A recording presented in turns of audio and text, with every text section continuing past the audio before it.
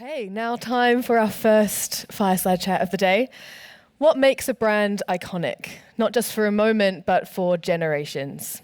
In this fireside chat, we're exploring the balance between consistency and reinvention, and how timeless design, psychology, and emotional connection shape the world's most enduring brands. Joining us are two leaders who know what it takes: Lorenzo Moretti, President EMEA at Champion, and Anant Sharma, Founder and CEO of Matter of Form. Please welcome Lorenzo and Anant.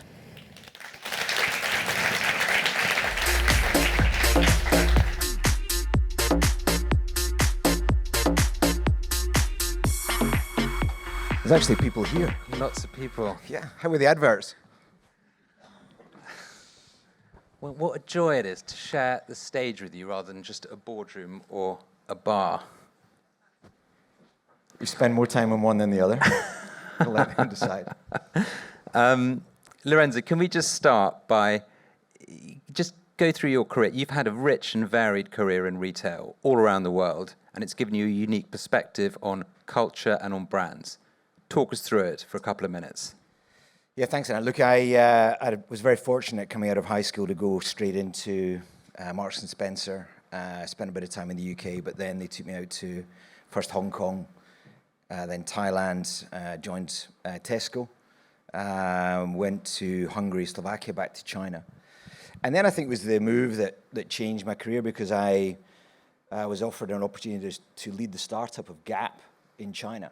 And I loved the country, loved the brand, but I had fallen into challenging times in the US. And so the family, the Fishers, wanted to recreate the brand in the spirit of their father. And so getting deep into the understanding of what was it the consumer was looking for from Gap in China, and then everything from product, brand, and the way we set up the marketplace followed that. I then led the expansion of Banana Republic and Old Navy across the world. And then I moved to Nike. First of all, ran DTC in Europe, and then I had the opportunity, I think a childhood dream of running football. And then I got my first CEO role, and that's where we met when I came to the UK again, and I ran Office and Offspring. And then went to Dr. Martens, another iconic brand. Took them through a number of years of tearing growth, IPO. And then opportunity to move to Italy, which you might have guessed. The name is Italian, but the accent isn't. And 2 years ago, next month, I joined Champion and became CEO of two businesses, actually. There's the Champion business in Europe, but also we own a multi-brand retailer called Game 7 Athletics in the market as well. I guess there's no better way of gaining an insight into culture than through the lens of brand, especially when you're localizing brands in countries afar. Yeah, look, the consumer, in my mind, sees three things. They see, as I said, product. They see your brand, how you are marketing it in whatever way you are. And they see the marketplace that you've created. That's your DTC and wholesale. And to truly get insights, you need to be working on all three of those. Because if one of them is great and the other two are not, then the chances are you're not going to have an effective brand position. Can you bring to life what the condition of Champion was when you came on board as an incoming CEO? What were the challenges that you faced? What did you see? So when I joined Champion, it had been under the global ownership of Hanes Brands for about 5 years. And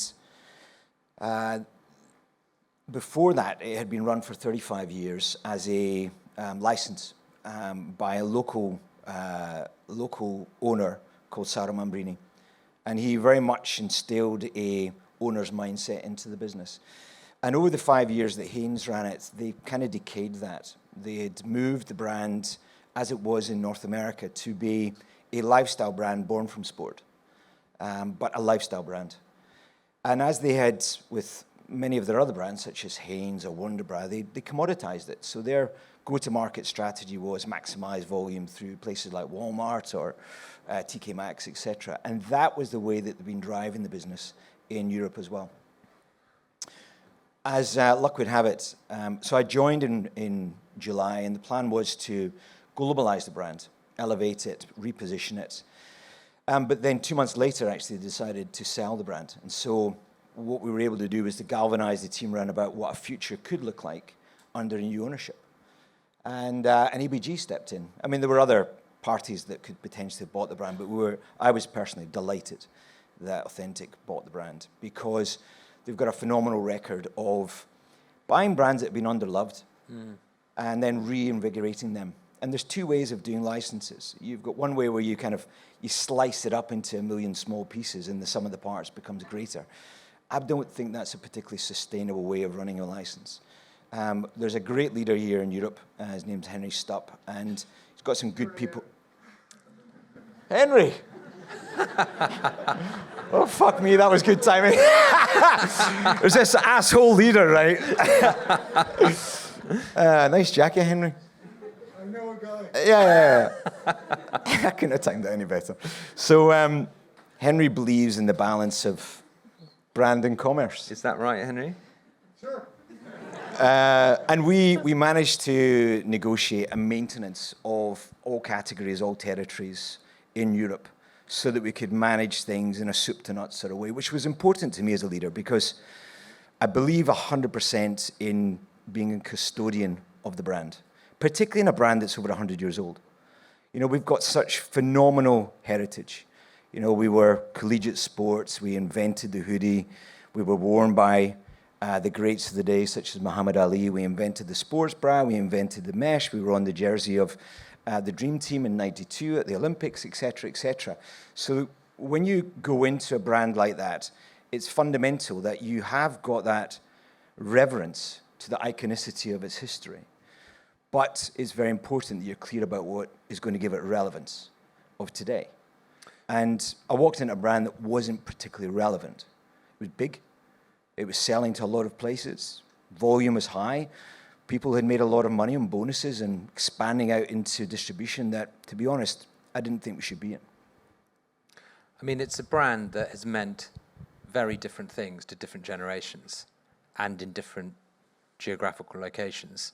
The US had adopted a brand strategy that's quite different to the one that we're now pursuing. Can you just bring to life how you manage the relationship between a brand that is going in one direction in one region and one that's taking another path in another? Again, coming back to it, so the position of North America, and therefore the position, because the brand under Hanes was being run by people that had never been outside of North America, and they were trying to globalize it on that basis. And their view was that it was a lifestyle brand born from sport. Because commercially, and it's the same way if you look at a number of other brands, Nike I could call out as well, where there is more money in lifestyle. But unless you've got an anchor, it's then very difficult to reposition yourself around about that amplification of lifestyle. So coming into it, it was very important for us to be clear. I felt we were lost, and we needed to drop anchor, be clear about where we were, be clear about what it was that we were trying to be, and then as a result of that, galvanize ourselves around a plan. Because only if you do those 3 steps, really know where you are, by canvassing opinion, understanding where the consumer sees you, being clear and aligned on where it is you're trying to get to, and then finally building a plan that everybody understands and making it simple so you can communicate it throughout the whole of the organization, are you actually going to get after it? What's the value as an incoming leader that you gained from drawing in external consultancy, quite new into the role? So once I understood that it was authentic, and once I understood that Henry and I shared values of the way the brand needed to go, and I recognized that I was going to stay for the journey, and that it was custodian mindset. You know, the saying that society is great when old people plant trees under whose shade they will never grow, never sit. You know, that element of handing the brand over was for me fundamentally important. So it wasn't just about being a rock star leader coming in and shaping things and rah-rah-rah. And it was about truly galvanizing my team through a journey that they themselves couldn't go on. And I recognize that as you come in as a new leader, you are both in a position of danger and power. You have the insights and the visibility to be able to see everything that some people have seen and maybe forgotten about. But you also have the danger that you can believe your own Kool-Aid and that you stop listening and you just do. So for me, as I did when I came into office and as I did with Dr. Martens, I pulled in people that I trusted to take my team on that journey. And that journey was to go out into the market, multiple markets, get us insights, understand where we were as a brand, as well as canvass opinion throughout all of the organization, to be clear about what people felt and thought. And from that grew a phenomenal plan. I mean, certainly what we see working with timeless brands that have been around for a while with history and heritage, is that you end up with, an uncomfortable tension both between brand and conversion, but also between those who've been in the organization for a long tenure, for a long period of time, people who've been there for 10 years plus, 20 years plus in some cases, who live and breathe the DNA, the soul of the business, but perhaps struggle to express it, perhaps are complacent to the things that are actually special about the organization that they fail to see, and also struggle to break their own biases. Then you get those who come in and bring the formula of where they were previously and can be a little bit of a blunt instrument and don't listen perhaps as much as they need to. And so finding that balance and creating a culture that adopts the change, I think, is one of the key challenges. Yeah, it's definitely one of the key challenges, but it's also one of the key opportunities, because you want to garner as much insight and knowledge from the 20, 25-year-old tenure as you do somebody that's walked in 6 weeks ago who's got experience of turning around, changing, or maximizing other brands in a different way. And so for me, it was fundamental to bring in almost a therapist in the partners that we chose, and also to put time in that everyone's busy. And unless you create the time to actually have the pitch backs, to have the discussions, to get alignment and to galvanize people's thinking, then it's very difficult to get everybody on the bus. So whether you were a 4-hour part-timer that we try to gain insight from, who actually is our target consumer because they're in that 18 to 24-year-old range, or you're somebody that's been in the business for 25 years, it was very important that we got all of those things on the table and understood them. What was the key change? What was the change in strategy? What did you sacrifice, and where did you believe that you could win as a result of the process? So the key thing that came back is that we were a sportswear brand. And I know that might sound really simple, but we are a sportswear brand. And we'd forgotten about that. And when we canvassed our team and when we talked to consumers, their key moments, some of them were about music, some of them were about fashion, some of them were about something they saw on TikTok, but the majority of them were about sport. The memories that they had either wearing or viewing Champion as a sports brand. And you cannot be a sportswear brand unless you're on the field of play, because you're not there listening to the athlete. But we didn't want to just be a brand that is about winning at all costs, because what we also got, particularly from our target consumer groups, was that the youth of today are trying lots of sports. I think, when I did sport, I did 1-2 sports for the majority of my childhood into my 20s and beyond. Now, through community involvement and the love of doing things with people that you want to be with, people are doing multiple sports. And accessibility to sport is different to the way that it was when I was a kid. So those insights of being in sport, but not being too serious, so that we can truly talk to the love of the game, being an amateur, back to our collegiate roots, where people weren't doing it, some were doing it to win, but most were doing it to be with their friends and actually have fun, was a massive insight for us. And that's what we're trying to recreate right now. So what changed and what stayed the same? So everything changed and everything stayed the same. Because we're still Champion. We're 106 years old. The processes needed to be the same processes. I mean, ask Henry, he's got multiple brands, 52 brands. The processes will be the same. There will be insights, design, supply chain, blah, blah, blah, blah, blah, through to commercialization through sales. But what changed was that we are anchoring on being a sportswear brand. And still doing the rest, importantly. Still doing the rest importantly, but being clear that we epicenter on sport. And so when you then assess your capability as a team round about that, then you need the same capabilities, but sometimes you need a different team, or sometimes you need to bring in fresh capabilities. Because to innovate in fashion is different to innovating in sport. To being a fleece and jersey brand is different to being a technical fabric brand. And so we've got the same, but around the table, we've had to bring in some new capability to bring us forward into the future. So how did clarity of positioning impact both your org design and also your investment theses around marketing?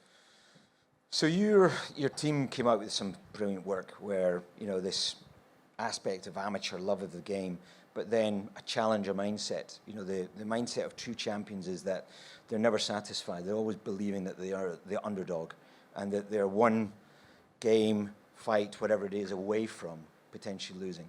So that drive to be the best version of themselves at all times, but to enjoy it, was a big part of the way that we landed ourselves. So to be in sport, but to have fun, to create the future whilst being clear that we still have a present that we want to look after as well. To be in sport, but of course, not giving up where we want to be in fashion.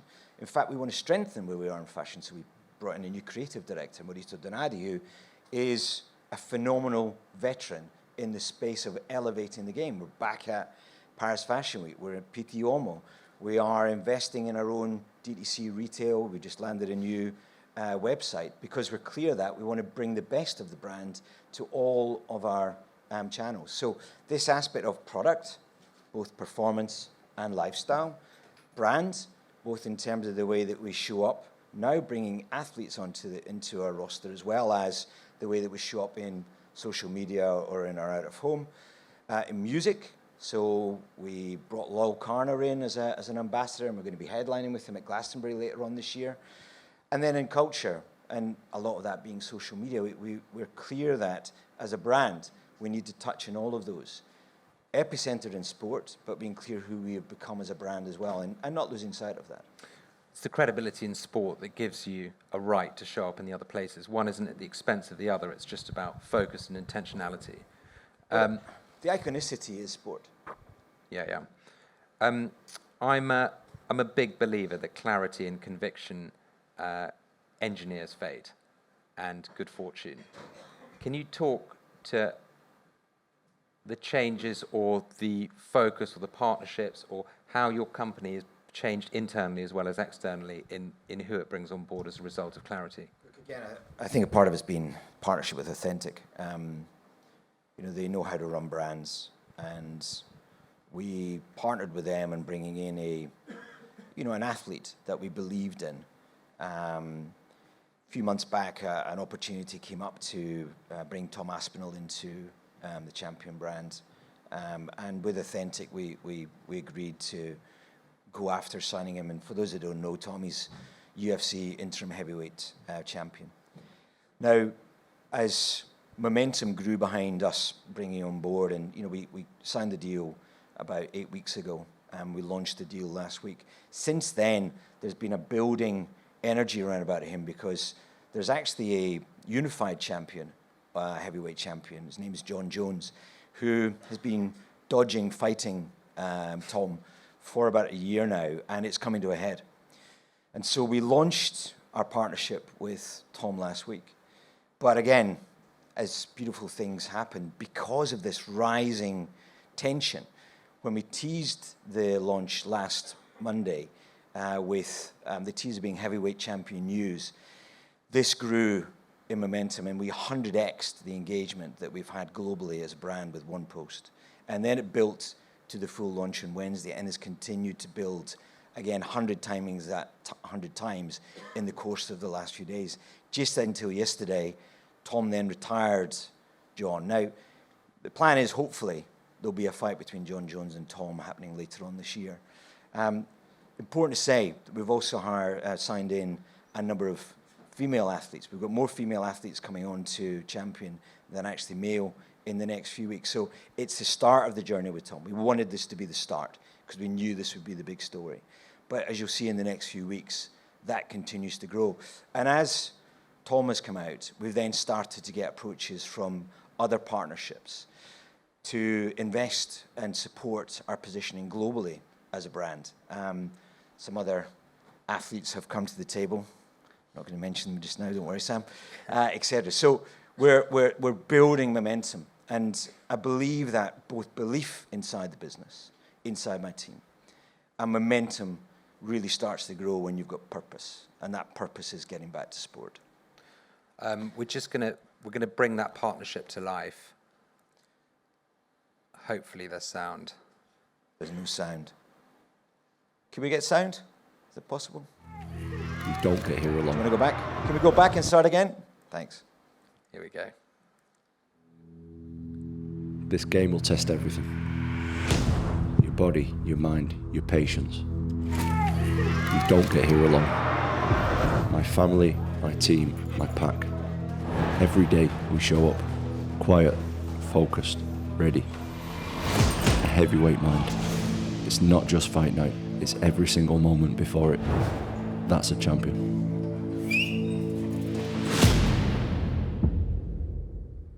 And Olympus, the true star of the show, Tom's dog. Like it gives me goosebumps a wee bit because a few months ago this wasn't even conceived. So to get that clarity of mind and repositioning back into this is who we want to be. I mean, team, we don't even know how to sign contracts with athletes. That's how far away from being a sportswear brand we'd become. So starting this journey again with somebody as important as Tom and then adding to that roster, not forgetting the size of the business we've got in lifestyle, but repositioning ourselves back through this so that it galvanizes and amplifies the lifestyle piece. You know, this is just the beginning. What's your advice for others leading heritage brands who've perhaps lost their way? Look, I've seen it many, many times.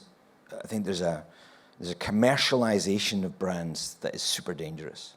That if you only go after the commercialization, and you end up believing that your biggest selling product will always be your biggest selling product, and then you forget to innovate. Not innovate in a edge innovation way, but just transforming naturally the journey for your consumers and staying relevant with them. So the first element of it is definitely, be clear about who you are and anchor yourself in that, but be clear about where it is that your consumers want you to be from a relevancy perspective, and then build a plan that can galvanize everybody around about that. And if you can't do yourself, and there's nothing wrong with that, get a good partner to do it with. I think there's a lot to be said about revisiting your founding spirit rather than resting on the laurels of history and heritage. I see too many brands simply recounting the past rather than finding that defiance or maverick spirit upon which they were founded that made them successful to begin with and using that as a lens on the future, which I think is incredibly important but easy to forget. 100%. Should we see if there's any questions? Yes. I was curious if and how you changed your distribution strategy, because I guess that was important as well. Yeah, so great question. First thing we changed actually was our supply chain. So how did we get with suppliers that could be responsive and disruptive to what the consumer and market needed? And then based around about that, we completely reinvested and thought about the way that we segmented the marketplace and created product for those segmentations. So, this isn't about the fact that we don't want to be in mass distribution. We absolutely do, because we want to serve the democratization of the brand. But you've got to invest in all elements of your distribution pyramid. And so bringing in Maurizio or placing marketing spend against different channels has been a very important part of that as well. Because you're talking very much about the soul of spending. We're working a lot also on AI. Yes. We're going to be looking at bringing AI into how we go further, faster,